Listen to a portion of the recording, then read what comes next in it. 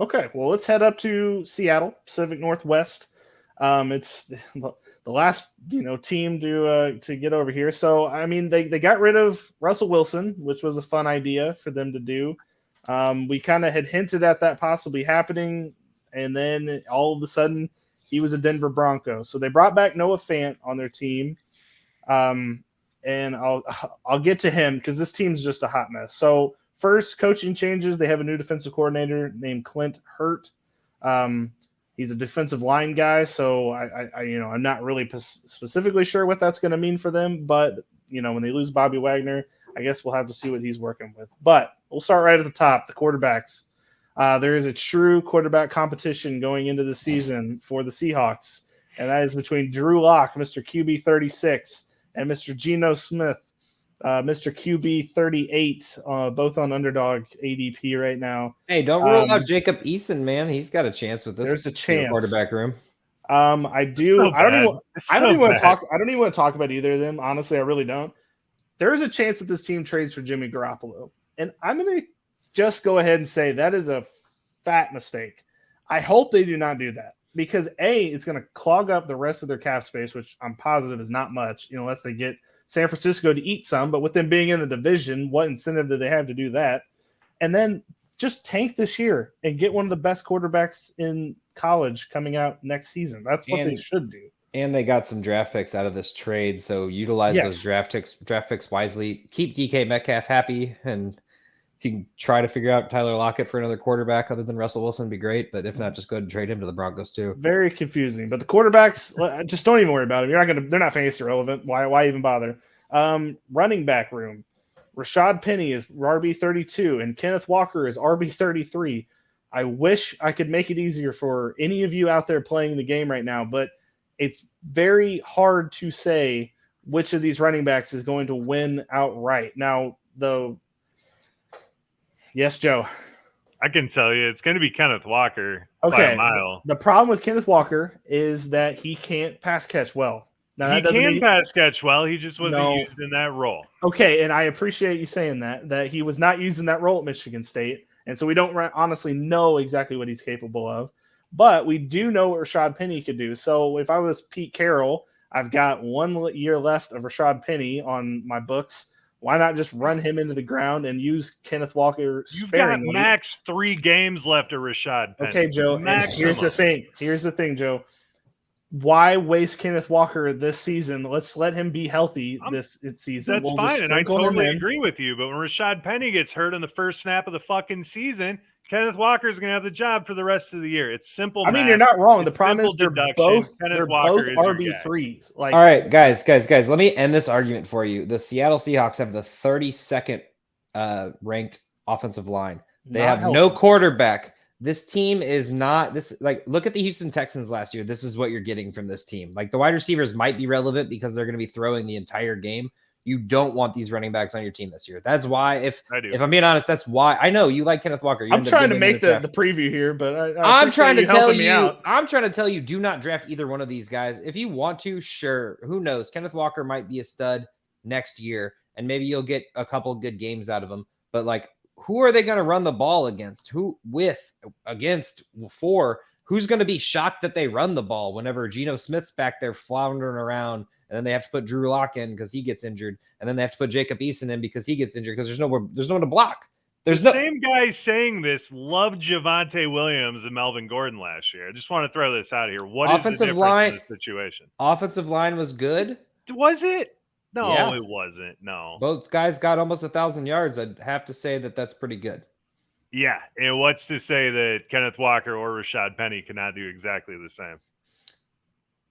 It's not like they're just not going to run the football. Well, like you said, they're not going to throw the ball. It's going to be a run-heavy team for sure. Like you said, Rashaad Penny will get injured, so he won't hit 1,000 yards, and then Kenneth Walker will not get 1,000 yards because he'll probably be injured as well because there's no one to block for this team.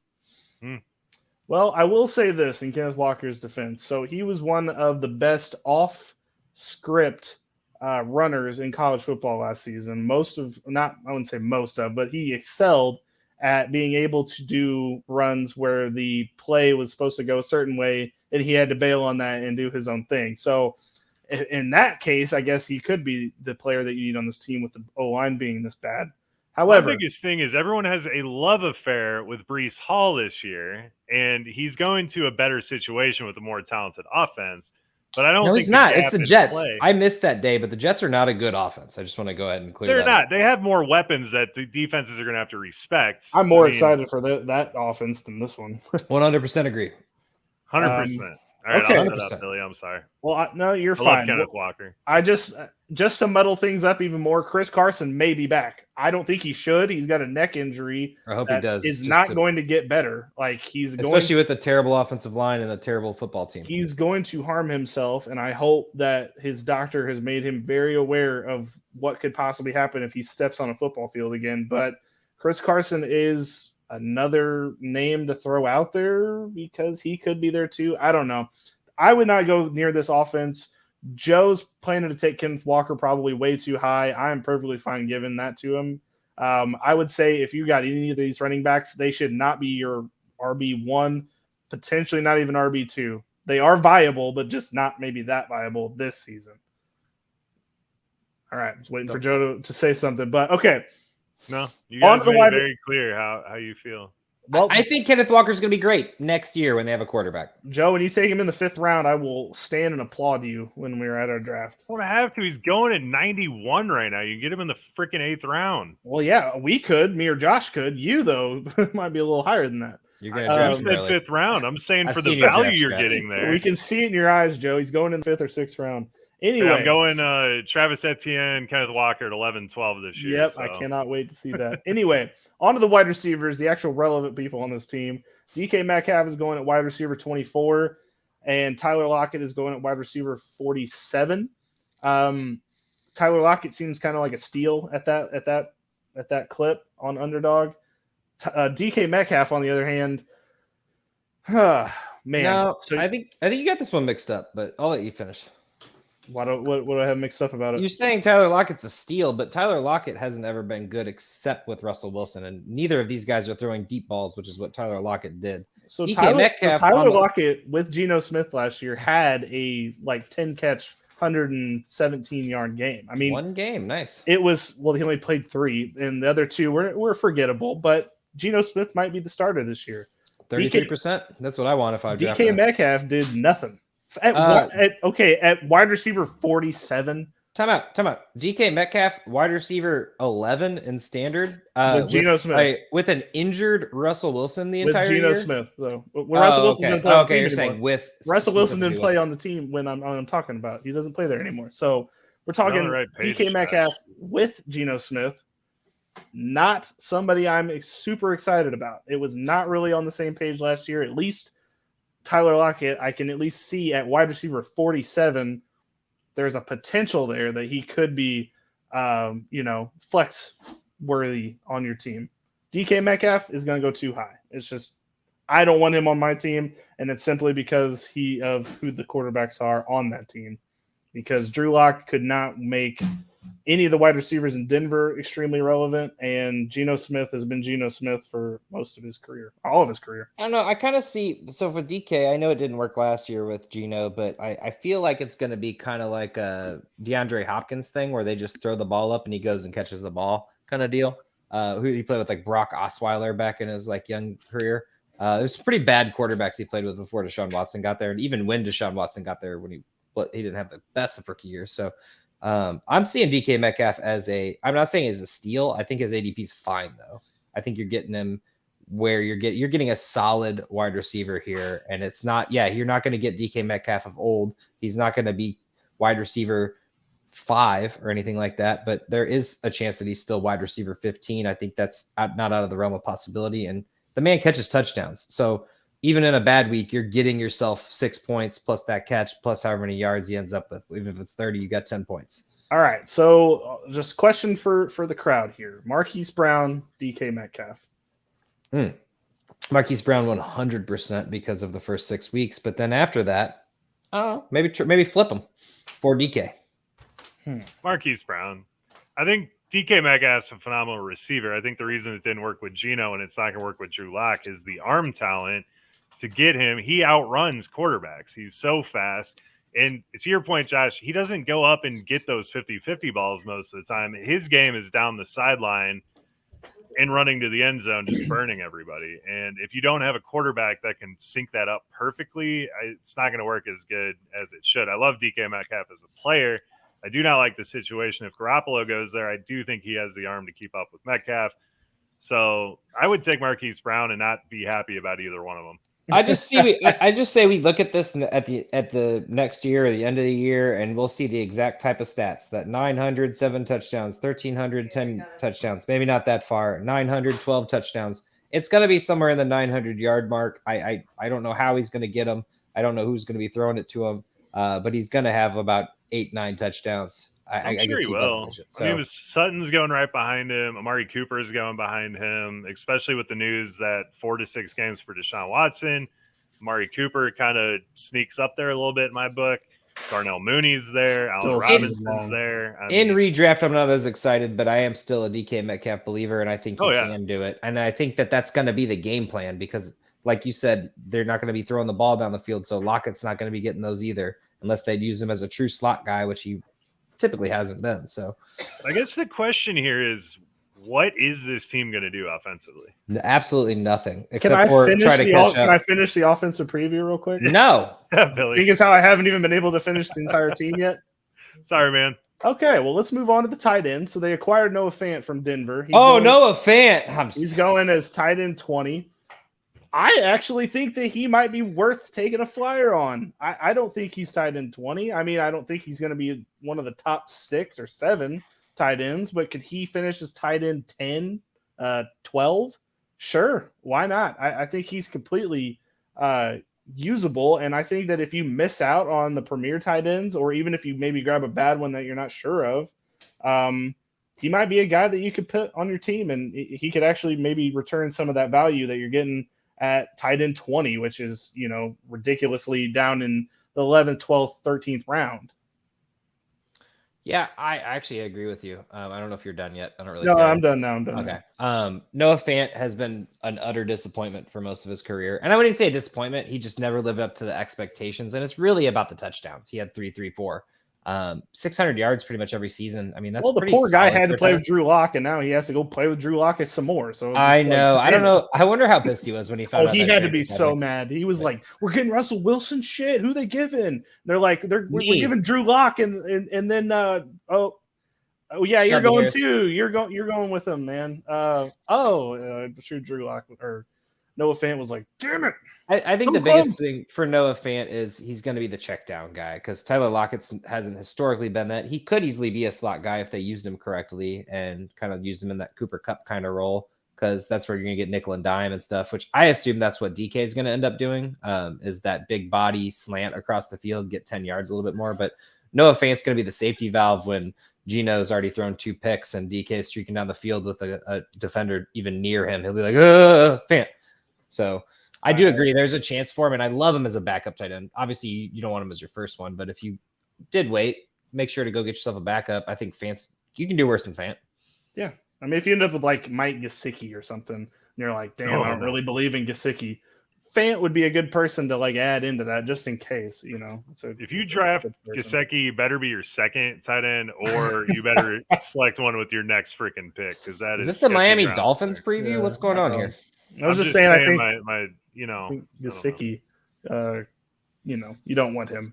All right, let's move on to the defense. This is a little bit better of a group. So Bobby Wagner, gone. That moves Mr. Jordyn Brooks right into a prime position to be a potential linebacker 1 this season. And I'm actually going to say he could possibly push to be a top 4 linebacker, just based on the amount of tackles, based on the amount of what he's going to be asked to do this season, because Bobby Wagner was able to put in a year in, year out effort to make him one of the premier linebackers in the league. And I believe Jordyn Brooks has proven himself to be capable so far, but now with that extra workload and extra time that he's going to be on the field, I think that this could be the year that we finally can, Jordyn Brooks can finally move from, LB2-ish to potentially a top 5 player. So I think that's a good value to get on your team. I think in your IDP drafts, he'll be somebody that you're targeting in the first round, potentially, definitely at the 5, 6, 7 spot.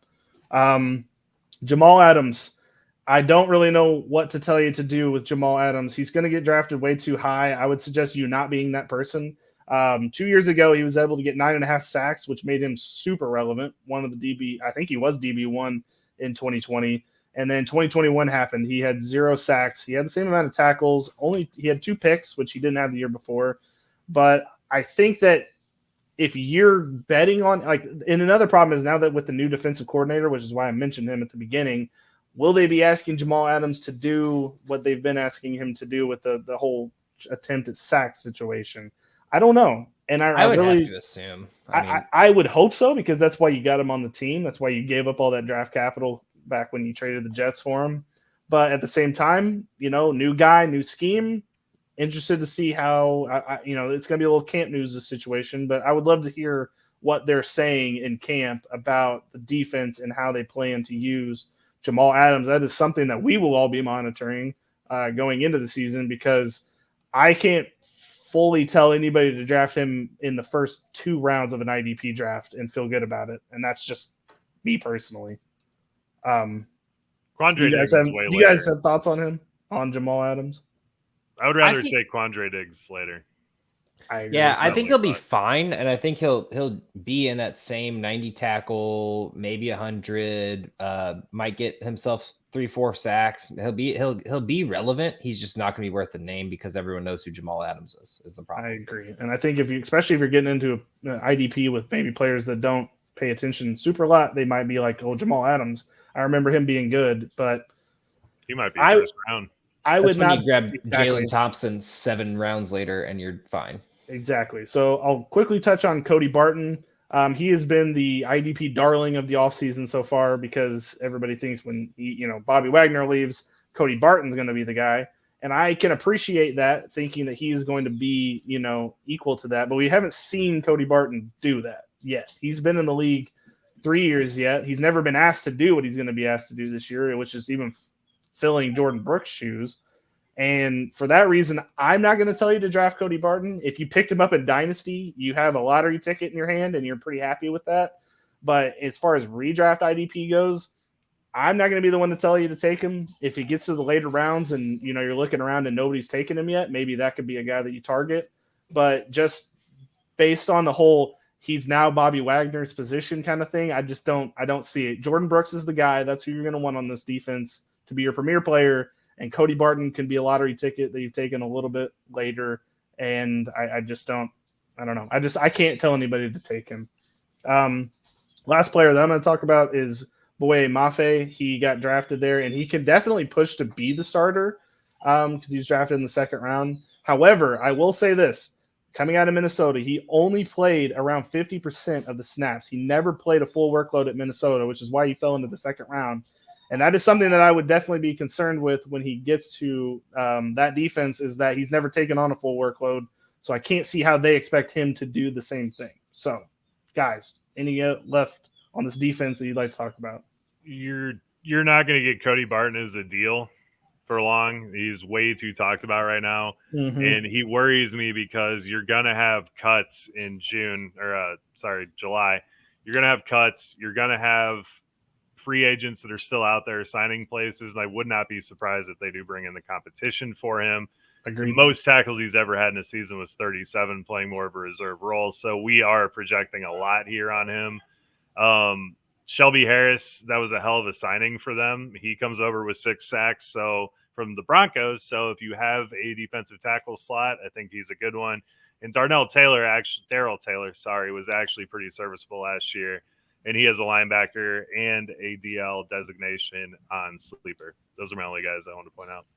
I think the reason everyone's so stoked about Cody Barton is because Bobby Wagner was out the last 2 games and he got 19 tackles in 2 games. So naturally his fill-in looked good, but how that looks in season long, and he really isn't proven yet. So I think you would be getting a steal if he wasn't talked about as much. He's the Gabriel Davis of defense. It's a lottery ticket. If it wasn't Bobby Wagner's spot that he was taking, like if he was taking a mid-round, like Jordan Hicks or, Zaven Collins type player, I don't know why it said 2 Cardinals or ex-Cardinals. But Like if it was someone like that, it'd be fine. But since it's Bobby Wagner, he's the number 1 linebacker, and they're like, oh, there's going to be tackles there. Cody Barton did fine in those 2 games, so he's going to be great. And I mean, I get the logic, but like, I'll take him if I can get him, but I'm not going to reach for him. Yeah, and that's what it is. You just can't reach. I mean, if you get on Twitter and you search Cody Barton, you're going to have a million bajillion results because everybody's talking him up. It's insane. So if you have somebody, if you're playing an IDP league with a lot of people that don't really know IDP, I think you're going to be on the hunt for Cody Barton because not a lot of them will probably have heard. But if you're playing in a league with a bunch of guys that have been paying attention this offseason, Cody Barton is going to be way overdrafted probably almost.